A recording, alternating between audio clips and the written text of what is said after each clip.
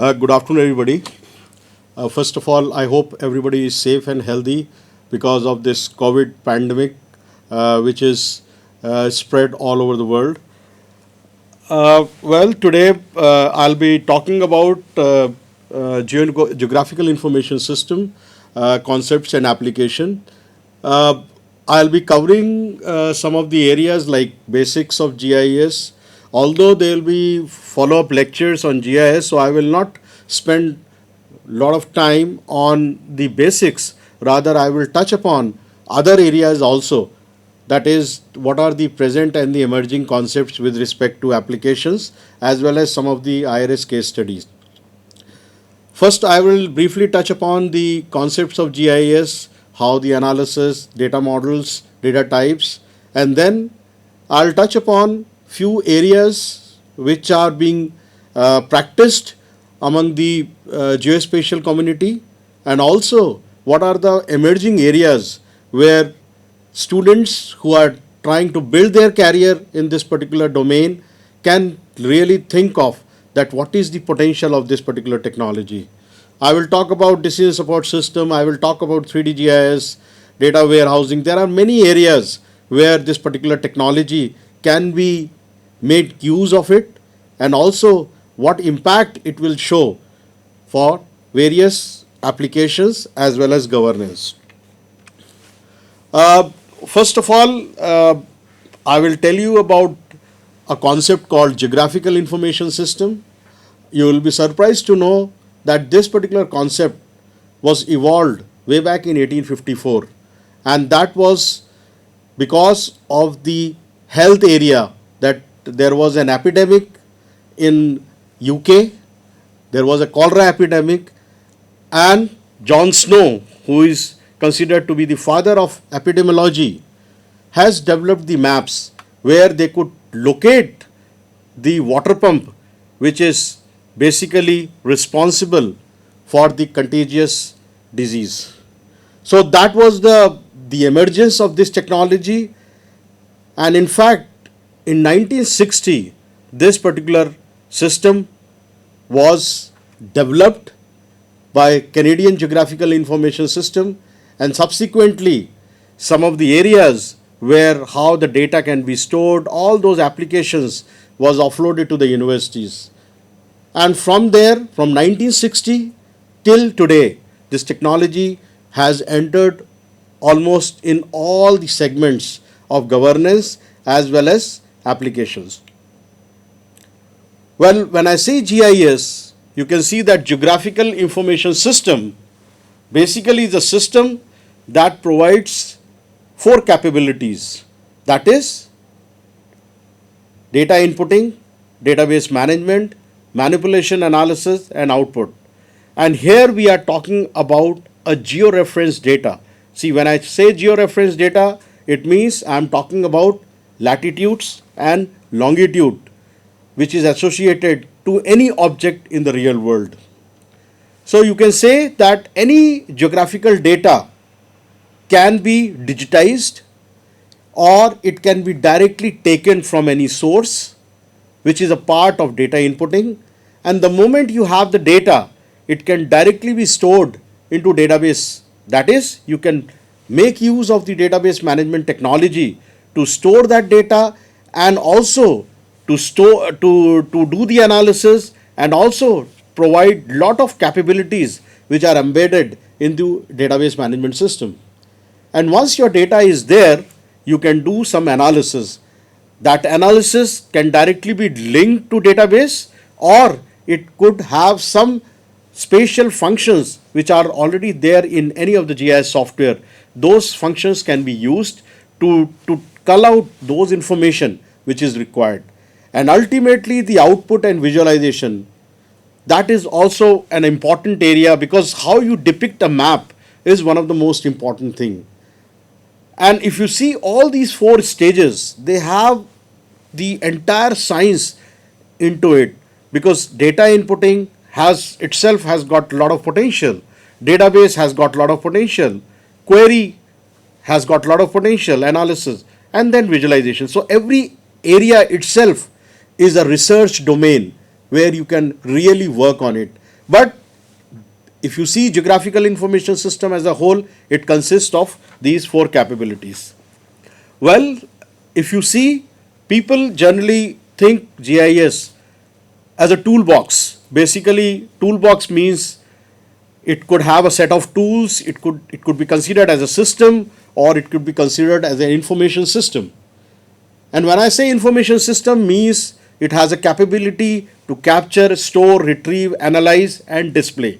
So any GIS software, whether you talk about commercial COT software, commercial off the shelf, or open source software, every software provides all those four capabilities.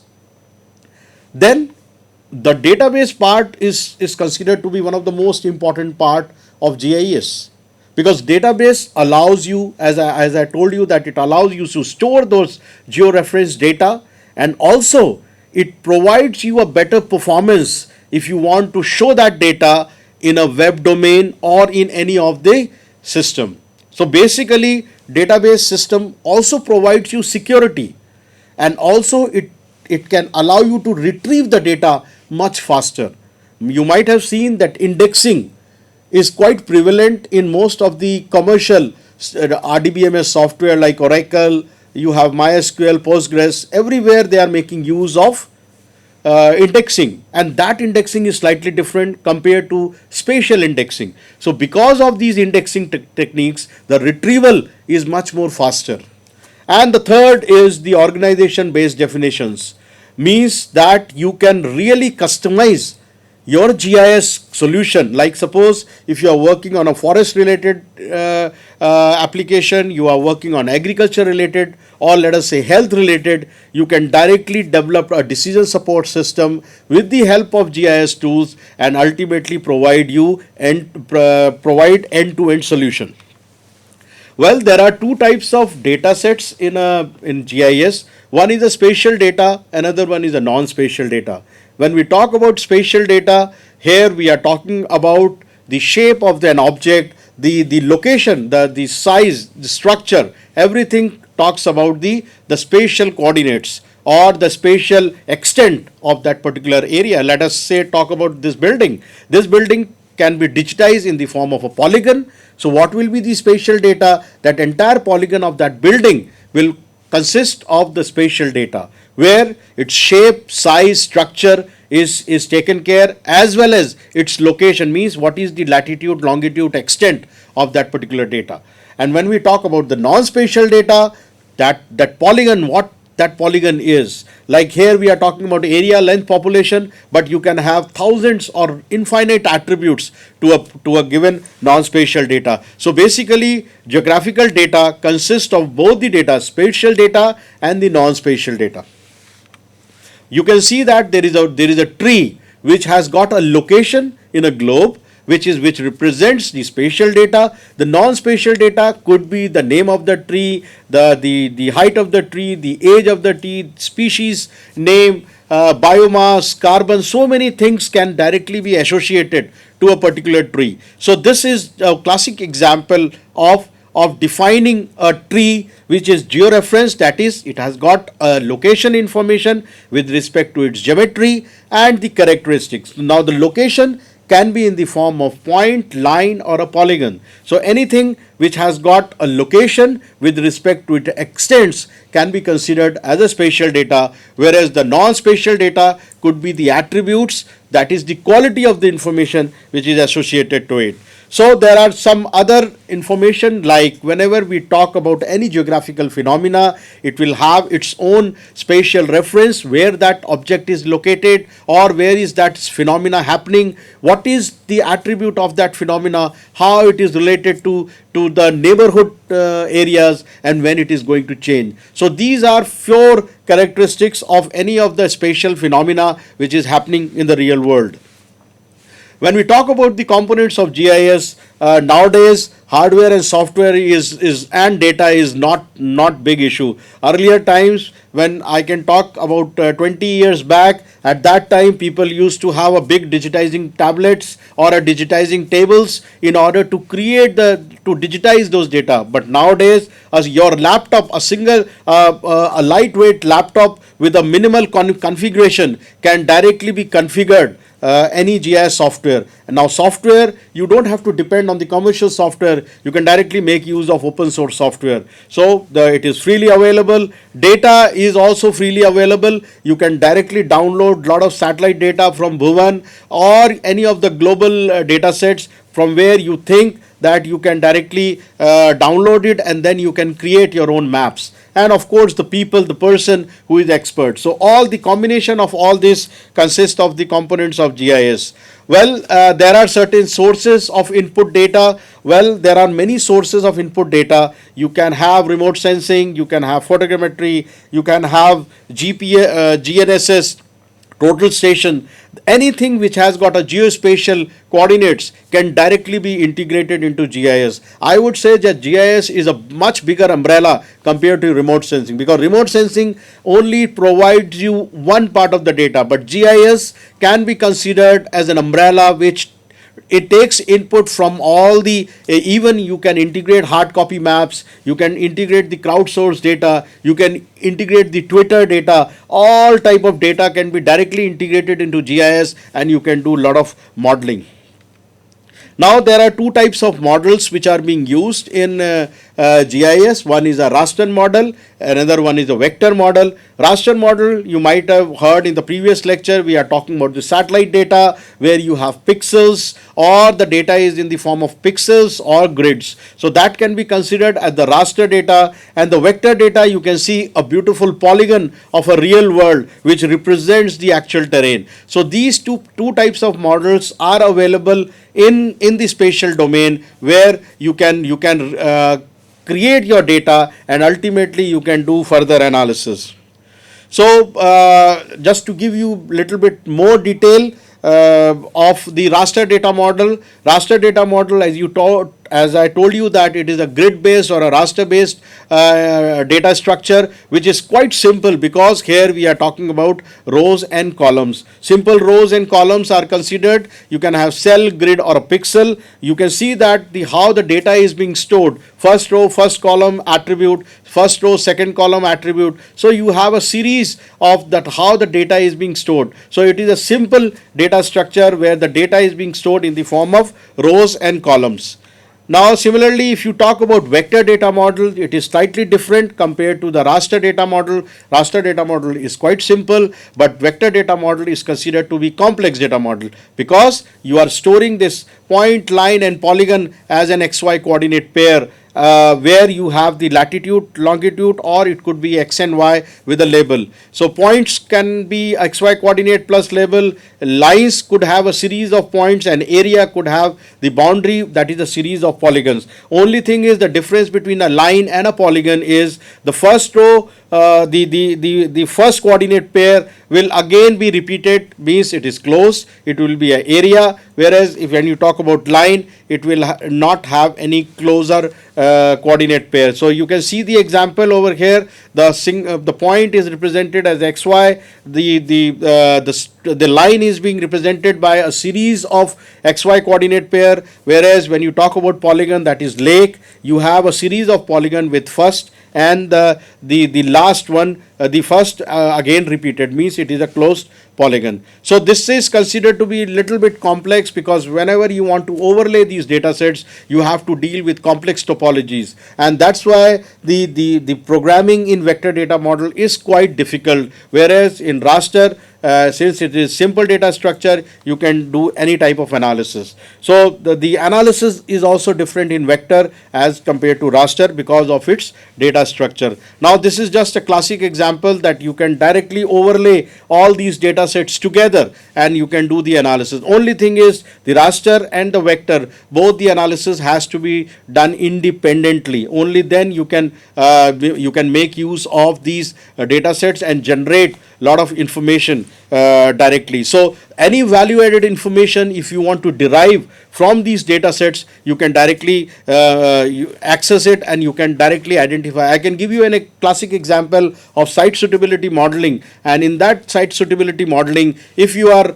if you have the n number of layers like soil, digital elevation model, you have land use, you have slope, all those aspects can be integrated together, and you can identify those polygons which are satisfying your criteria. So those type of analysis can easily be done by making use of this technology. Now the vector data model has also got topology, which is considered to be one of the most important area, because basically topology takes care of the integrity of the vector data model. Integrity in the sense that there is no error in your data. And when we talk about topological model, means the definition says that it deals with property of space that remain invariant under certain transformation, means area, contiguity and connectivity. These are the three spatial relationships which are taken care by making use of the topological model. So area talks about the area of a polygon, contiguity what is on the left hand side, what is on the right hand side, means the spatial relationships, and the connectivity what is the starting node and what is the ending point. So that way all these three properties, if they are taken care, then the integrity of the vector data model is maintained. So these are some of the spatial relationships which are being used in most of the COD software, that how basically if you have got two GIS layers with you, and if like suppose I can give you an example of meat, where you can identify that those polygon, suppose in an area, those areas I want to see which are adjoining to a water body. So I can make use of these relationships and identify those polygons. So basically they are being used for spatial querying. So there are 8 relationships, but if you see in the open source, these relationships are bit less compared to the commercial. Now I will tell you about the map overlaying. These are the, as I told, that both the data structures are different. The vector has got a different data structure, raster. So that's why the analysis is also different. So here we are talking about the vector data. We have got 2 layers. Once they are either union or intersection, you have the more number of polygons. You can see directly over here that here in the first map A you have 2 polygons. In map B you have 4 polygons, and once it is crossed you have all the different polygons along with the attributes. So you have, means the polygons have increased because of the overlaying, and also the attributes are also added in a table. So this is just a simple example of vector overlay. Similarly, you have rastered overlaying, where you can apply any type of mathematical equation, whether you use any arithmetic operator or relational operator or conditional statement, anything can be directly applied on the raster data sets. So these simple operations you can do it with raster. So raster, you have those operations to be done, but in vector you have different operations. So in both the ways, because the data structures are different, their operations are also different. So there is a lot of difference between the raster and vector. It all depends upon whether your analysis is done in vector or in raster mode. But you have to make sure that if you are doing any type of analysis, make sure their entire data is either in raster or in the vector. So you can see that simple data structure, you have complex data structure. In the raster you have easy and efficient overlaying, because you are not mixing the topologies and the coordinate pairs, wherein in vector the overlaying is different. High spatial variability, because up to the pixel level you have the variability in the raster, but you don't have a high spatial variability in the vector. Similarly, inefficient computer storage. Raster takes a lot of space because you have so many pixels, so that's why you need more and more space to store that data. But in vector it is more compact data structure, and the space is less but the complexity is more. So but whenever you create there is errors in perimeter and shape of the raster, because of the pixelated structure, there is a change in the perimeter as well as shape. But vector you don't have that problem. Only thing is there is loss of information when you use large pixel sizes, but here you have high accurately map output, and also less accurate and less appealing output in raster data compared to the vector data. So if you talk about the analysis, vector has got a different analysis, and raster you have different analysis. In vector you have map overlays, as I told you, that union, intersect, there are so many operations which you can work on the vector. You can also do the manipulation, dissolve, you can clip, like from entire India database, if you have in the file, in the vector data format, you can directly clip any of the states, you can dissolve the states, or you can dissolve the polygons, you can append element, all type of manipulation you can do it with the vector. But in and also you can do the proximity analysis, means you want to make buffers along a polygon, that is point, line, or a polygon. You can directly create a multiple buffer or a single buffer.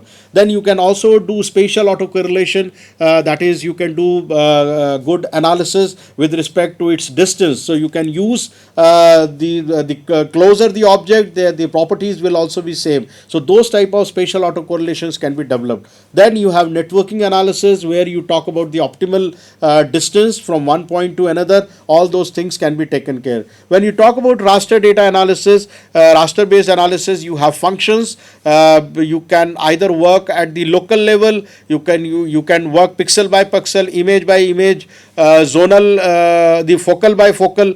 Focal means you can have 3 by 3, 5 by 5, 6 by 6, 5 by 5, 7 by 7, 9 by 9, and then you have a zonal operation for the entire zone. You can directly put, or if you want to put any operation on the global image, like fast Fourier transformation, those type of analysis. So you can do the raster analysis at pixel level, at kernel level, at zonal level, as well as at the global level. And then you can apply any type of map algebra on operations. There is a very strong terrain analysis which you can directly apply on a digital elevation model. All these derived first order derivatives can directly be extracted by making use of raster data. And then some hierarchical functions, as well as there are many areas where you can apply these raster based analysis. So these are just basic thing, although you will be having a separate talk on the spatial data analysis, where it will be told that how you can ultimately use this analysis for various applications. Similarly, it allows you to answer few questions like location, what is it, then condition, you can apply that, show me those areas where the water body is more than let us say 10 square kilometers. So these type of conditions, you can apply any type of condition to your data, and you can identify those polygons. See why these conditions are required, because these conditions can ultimately help you to search those polygons where you need you want to apply some. So where condition can directly be applied. When you talk about SQL, select star from this, you can directly select, and then if you apply a condition, you can apply a directly condition to those data sets. Then trends also, what has changed since, you can apply, you can directly see the trend analysis in the data sets. If you have a temporal data, you can directly see that how the urban sprawl or any of those things has changed over a period of time. Then pattern, the pattern is also very important. What spatial pattern exists, that is the most important thing. So if you are generating a map of temperature interpolation or rainfall, you can directly see that in which pattern the entire data is. And then you can also do modeling, that is, what if scenario, if the temperature is more than 1 degree or 2 degree, what will be the areas which will get affected. Like when we talk about the species movement or a niche modeling, you can directly develop the scenarios. So all those things, simulations, directly you can do by making use of GIS. So these are some of the examples that why people use it. You can answer various geographic questions, you can inform decisions, or you can locate any of the whether for a refinery or ferry, for any activity. You can have the networking, that is which path I should follow, and then you can develop the models. And all these on the right side, you have so many methods.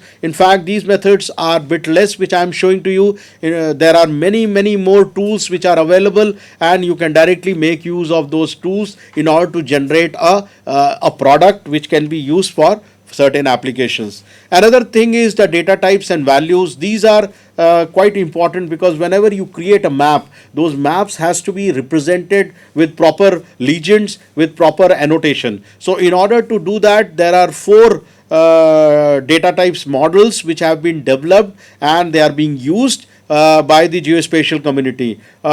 First major category is the qualitative data, where you have two subcategories, that is the categorical data and the ordinal data. So under the qualitative data, you can either represent a map by making use of categorical data, where you show a map, like suppose land use map. Land use map is quite categorical, means you have all distinct attributes, means you have forest, agriculture, water, all those different categories. So they are considered to be the categorical data. See, second is the ordinal, where you try to show the different relationship or ranking, high, medium, low. That type of ordinal data sets can be direct, like high fertility area, low fertility area, or a medium fertility area. So with the help of the ordinal, you can represent a map with high, medium, low categories. So those type of connotations are being used in the qualitative. Similarly, for the numeric data, you have two. One is the interval data, another one is a ratio data. Now in this, you are actually depicting the actual numbers. In the above part, you are only showing the qualitative assessment of your data types, but in this you are showing the numeric data, that is how the data, the actual data. Let us talk about elevation. In the interval data, you can have a range from 10 to 100, 100 to 200, like that, or a temperature 10 to 15, 15 to 20. Those type of zones can directly be created. So basically, it is meant to create the intervals between, like, low income group or a high income group. That type of, if you want to segregate them into 10,000 to 20,000, 20,000 to 30,000, those type of intervals can be developed. Second is the ratio. Ratio basically talks about the absolute value, the actual values. It is not the range, rather it is the actual value. So that representation can directly be depicted by making use of these two different categories, qualitative data and numeric data. In the next slides, I will show you that how this is a categorical data representation. You can see the land use map. Similarly, you can combine the categorical along with the interval or the ratio. So all those different annotations can be used in order to represent the data set. You can see that here you have different vegetation types, and along with this, whether the area has got what type of species. More number of species, critical is there, then endangered, then relatively stable. So those type of clusters can be developed or created in order to depict the actual data. Similarly, for earthquake magnitude, you have the range, and also you are telling the density, that is how much, what is the because 7 to 8 is considered to be the very high Richter scale. So those type of data values can directly be helped to represent the data set. Similarly, for population, you can directly show the range along with the absolute values. So both the things can be combined, and you can depict a map in a lucid manner. Now I will talk about the present and the emerging concepts and applications in GIS. Here I will touch upon many areas which will just give you an insight that these type of developments are being taken, are being studied by the global community, and you can really see that some of the areas might fascinate you to really work on those areas. The very first thing I will talk is the decision support system. This is an important area, and for the last 15 years, most of the organizations are trying to develop a decision support system. Basically, decision support system is a computer-based system that combines data and decision logic as a tool for assisting a human decision maker. So basically, here what you can do, you can develop a very theme specific DSS which can help a decision maker to take the decisions. So basically it works on semi-structured problems where the problem is not explicitly defined. There is a lot of fuzziness, and with the help of a computer and the domain knowledge, you can come up with a solution. So these type of DSS can be developed for particular application, and it can be used with the user interface, whether you can develop DSS in a desktop environment or you can develop in a web environment. Similarly, there is a concept called spatial data infrastructure for data sharing. Well, this is I think most of the global agencies are making use of this SDI, because let me give you that any state which is if you talk about Indian states, every state has got its own spatial data infrastructure. What it means basically it is a collection of technologies, policies and institutional arrangement that facilitate the availability and access to spatial data. So basically it provides you a platform where you can access all the data in the form of services. So basically here the data sharing mechanism is much stronger, and the important part is you can develop an SDI at the national level, at the local level. Maybe you can start from local level to national level to regional level and then up to the global level. So these are the different hierarchies of SDIs which can be developed and can be used for data sharing mechanism. So you can see that here if you talk about overall SDI, it works with organization and individuals cooperating. Basically there is a finding and sharing of geographic information. That sharing is only possible if you are making use of mutually accepted standards. And the last thing is you should have a framework data available with you so that you are able to provide a baseline data to a user. On top of it, he can develop its own database. So you can see that there are components like clearinghouse, metadata framework as well as standard. So standards are anyway used in order to have the interoperability between the data sets. Framework is being used in order to have a baseline data. Metadata metadata is nothing but the data about the data, where you have a different type of standards which are being used to create the metadata of a data. So here the data quality is also a part of the metadata, because any map which you are providing in the public domain has to have the data uncertainty or the spatial data quality. And the clearinghouse basically is a portal which provides you a gateway or a direction where the data resides. So you can see on the top, on the right side, there is a regional SDI, and on the left side there are so many nodes. In the right side also same nodes, but the access mechanism, if you are making use of regional SDI, is much less, because you will be directly pointed towards the data provider, rather than on the left side where there is no SDI and you have to search the data at every point of time. So this is the mechanism where the SDI is quite meaningful, and there are some open source software like GeoNetwork which is being used to create any SDI portal. Now I'll come to the one very important concept of 3D GIS and 3D city models, which are being used extensively by the global community because of so many projects where they want to create the fine scale database of the urban area, where you can have the data up to the house level, and then you can have the utilities, solar potential estimation, energy. All those aspects can be directly taken care if you have a 3D city models available in the form of CityGML. So these are some of the examples that how you can use it. We have developed some study on the solar potential, where this is our department, geoinformatics department, and this data we have created by making use of 3D tools. And here on the left side, this is a simple 3D model of a building.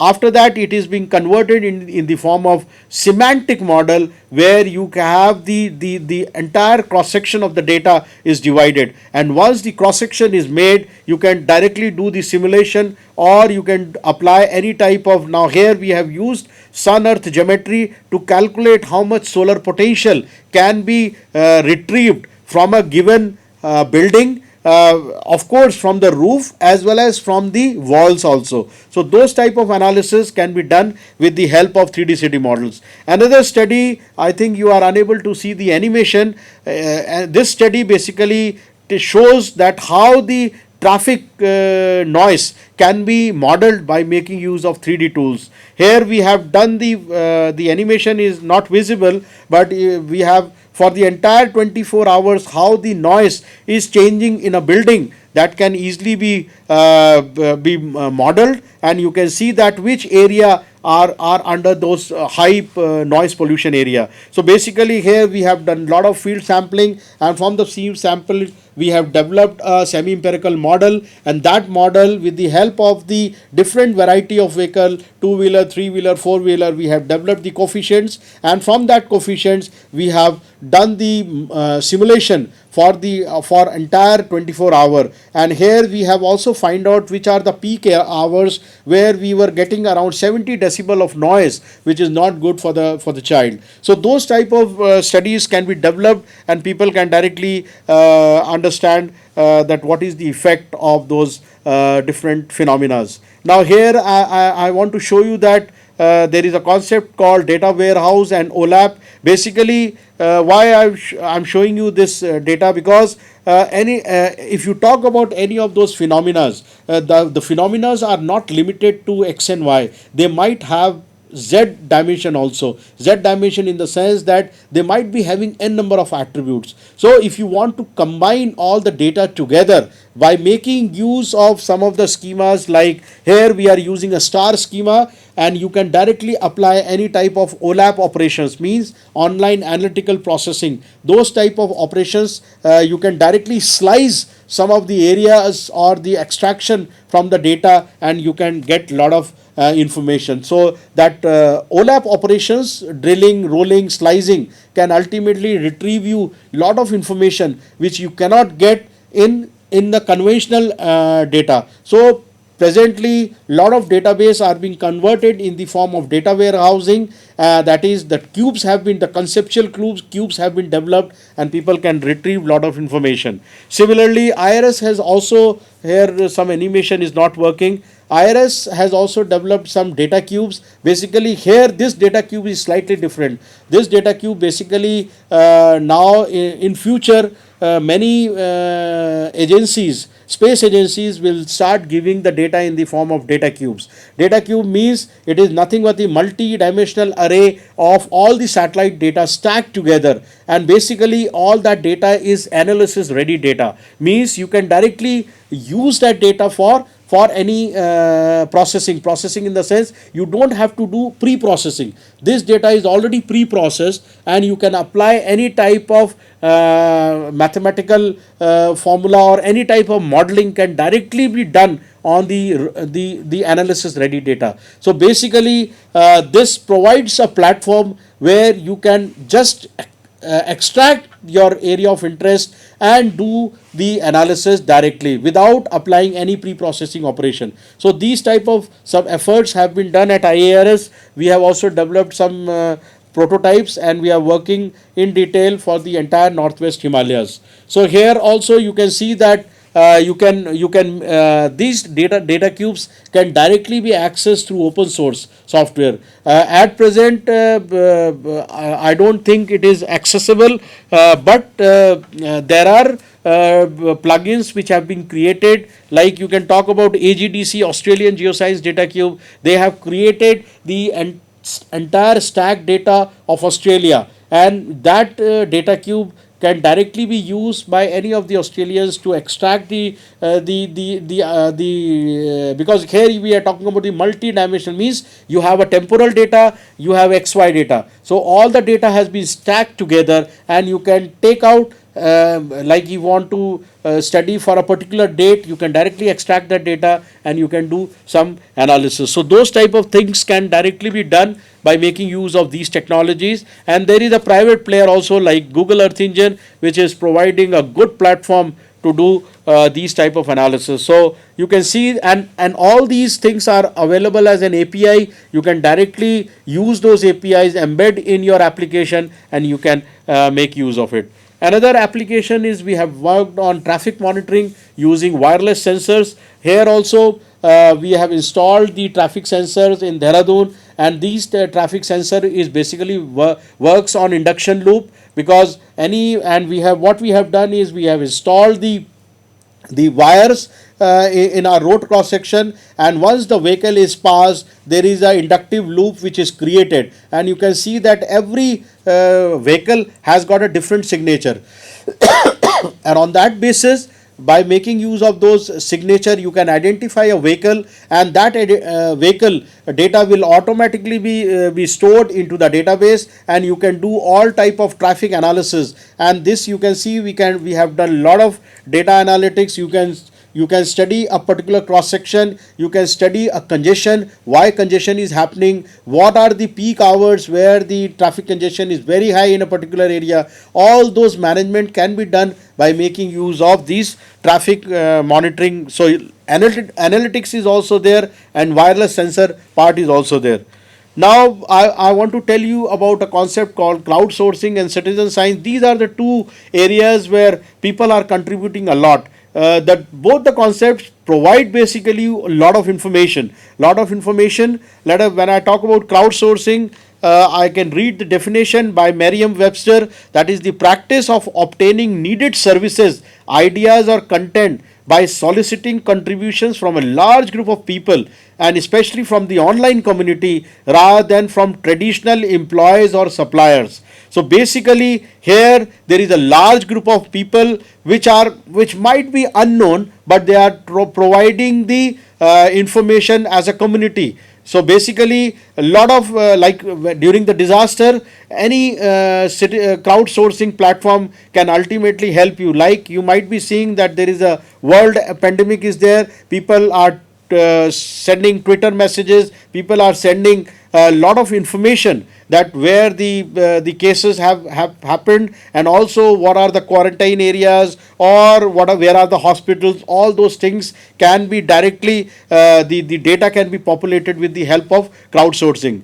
But when you talk about citizen science is a more of a voluntarily partners with scientists to answer real world question. Basically here you can involve the citizen on for your particular project which has got certain objectives. So those type of citizen science approaches can be done. Like, for instance, in many schools, teachers are explaining the student that how the phenology is changing of a particular tree. So every day the student used to take the photograph, store them, and then they see that how the leaf has changed its color. So those type of studies people are trying to create, and also use for making you understand about the concept. And as I already told you that these type of crowdsourcing and citizen science application are very much helpful during the crisis management. Like, there is an example of earthquake in Nepal.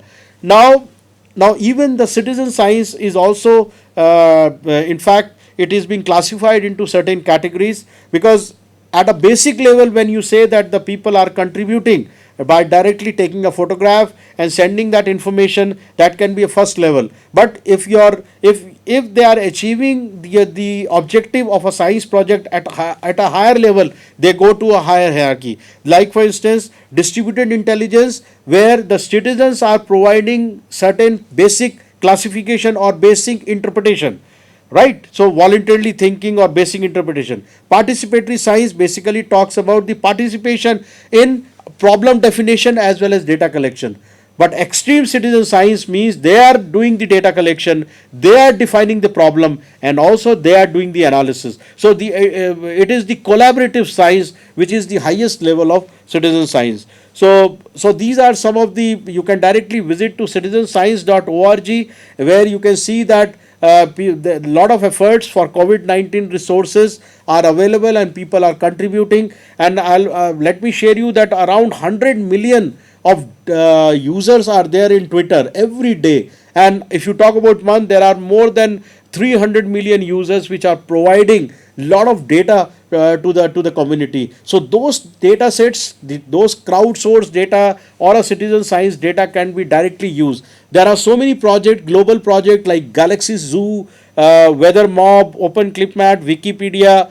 There are so many, crowd map. All those are the part of the citizen science or a crowdsourcing application. Basically, they provide you lot of information which can ultimately help you in achieving the objectives. I'll give you one classic example. We have developed Swachh Bharat Abhiyan total end-to-end solution by making use of geospatial technology, wherein we have developed two mobile apps and one dashboard. Basically, it consists of the one app which is called Citizen app for reporting the garbage location.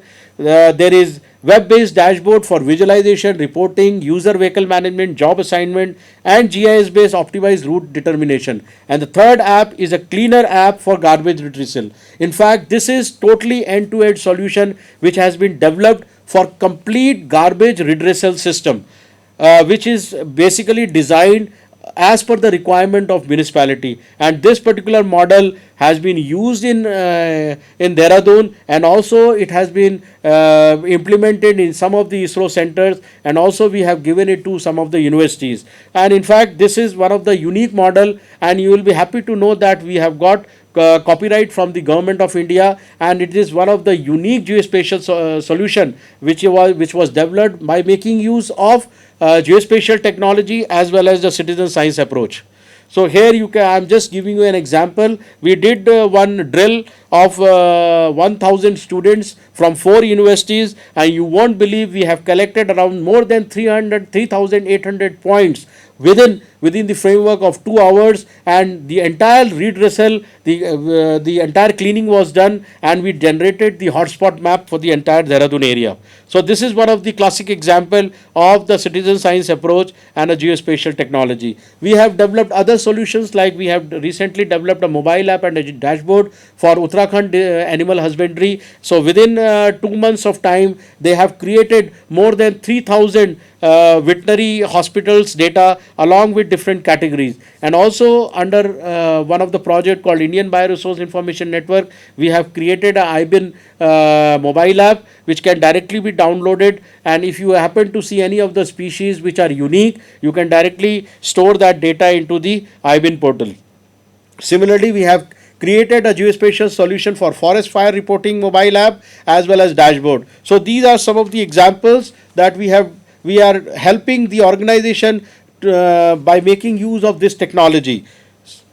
The another thing is we have a portal called Indian Bioresource Information Network. Basically, it is based on a decentralized concept. Here we have got lot of data providers.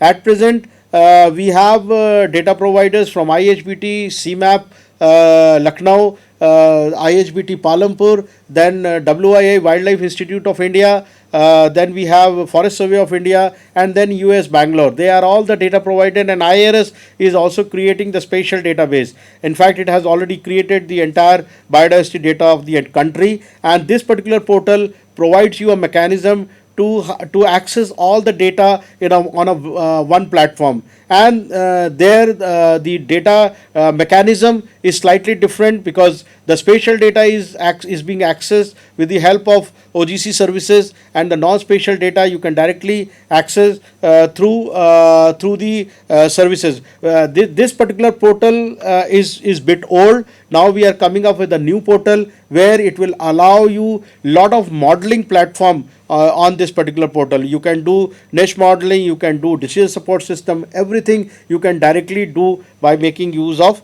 this particular portal.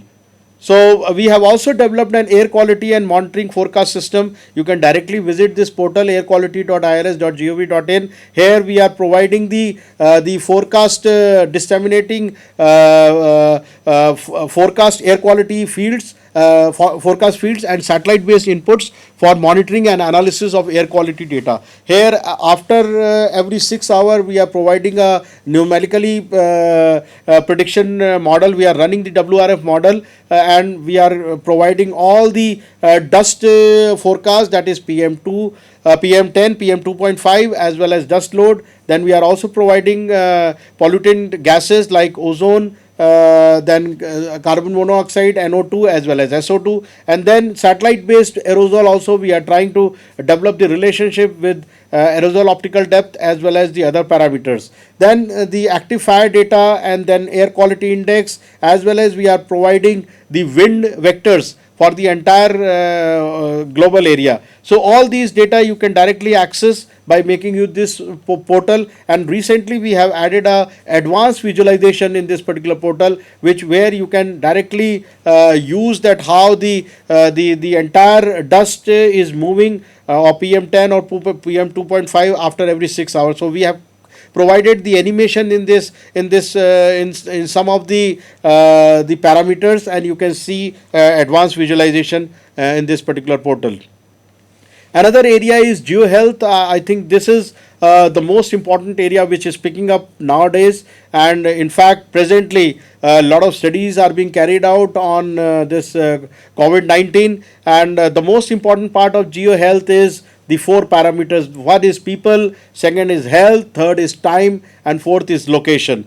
And you can directly develop the relationship with these parameters, and ultimately it can provide you a lot of information which can ultimately use for remedial measures. So there are certain components of GeoHealth. You can create a data of a location or a time of disease. You can also create the data of a health facility, and then you have the data with respect to the environmental variables like temperature, relative humidity, rainfall, all those things can be combined together. You can make use of softwares, whether it is a GIS software or a statistical software or a modeling software, and then ultimately you can do the hotspot analysis of a particular disease by making use of all these data sets. And in fact you can also do other spatial analysis which is being required for particular type of disease. And ultimately once the data is ready, you can develop a web portal, a geo portal, which can allow you to access the data, it can allow you to access the tools, and ultimately you can do a lot of analytics. So here you can see that you can do n number of analysis, like you can do cluster analysis, you can do correlation, you can do diffusion, you can do accessibility analysis. All things can be done, and in fact you have both the areas to be together. One is geographical epidemiology, and the second is the healthcare geography. So both the things can be studied together. Like suppose you can some of the areas, like you can work on vector-borne disease, you can work on spread of infectious disease, and also you have the clustering algorithm which can be applied on a given instance data. Once the data is available, you can really see that what type of machine learning algorithms or a clustering algorithm which can be used to understand the behavior of the disease. And ultimately you can also work on public health participation, health disparities, as well as location and access to health services. This is just a classic example of advanced visualization. You can directly visit to this coronavirus.johnhopkins.edu/map.html. This is a very good visualization of the COVID 19 dashboard, which has been developed by making use of I think ArcGIS server. And here you can see the clusters where the countries which are, you can easily see that there are 2-3 clusters which are quite prominent in this area. One is of course the China, then you have the America, and then you have the Europe. So you can easily see those clusters, and you can also, and this data you are getting from the Citizen Science Project as well as from the authentic sources, because that is the most important. And once the data is authenticated, it goes directly into the server, and you can see that you can have the exponential analytics. You can directly see that how the disease is evolving, but we are yet to see a plateau. Still in some of the countries it is picking up, but in some countries we have already got so it is more of an exponential or a S-type curve which is being seen in most of the diseases. So you can directly study a lot of analysis you can directly make use of, and this entire thing is based on GIS or the geospatial technology. Now I would like to tell you something on the big data. I think everybody is nowadays talking about the big data, and in fact big data is a buzzword, and when we talk about definition, it is a huge collection of myriad data sets which is difficult to process by using the traditional data processing platforms or state of the art approaches for data processing. So basically here you are talking about the data which is quite big with respect to its volume, with respect to its velocity, with respect to its variety, with respect to its veracity, and even there are so many other V's which are related to the big data. The only thing is we cannot use the conventional GIS softwares to handle this data. So really we have to have a systems where you can process this data together, you can generate the information together, and then you can develop the analytics directly. So I was talking about different V's, volume of the data. You can see that the zettabytes of data is being created. The data could be from satellite images, the data could be from your mobile phones, the data could be from the servers, cloud systems, so many others, so many sources of the data sets are there. So that's why the scale of data is increasing exponentially. The second is the velocity or the analysis of streaming of data, means the data is coming with different, you might be having lot of IoT sensors which are providing the data. There are so many networks connected. You have stock exchange, so many data mechanism is there, and there is certain velocity, the streaming of data is happening. The third part is the variety of the data. You might be having the data like satellite data, you might be having a data from Twitter, you might be having a data from in the form of videos, so Facebook, so many different types of data is available and it has to be processed. The fourth one is the veracity, how much trust is there, because when we talk about Twitter data, lot of fake news or fake information is available. You really have to work on the uncertainty whether that data is trusted or not. But in Twitter there are few accounts which have been taken as a trusted users, but the other data sets are enormous, so it is really difficult to come up with the quality of the data which can be used. Here also I am unable to show you the animation where there is a match going on between US and Portugal in 2014, but directly by looking at the Twitter you can make out that there is a goal happened done by USA on Portugal, similarly on the other side. So with the help of Twitter, if it is online, you can see that how the messages are coming, and you can create the clusters at different time periods. So that's why all these things are quite meaningful for doing the analytics and other applications.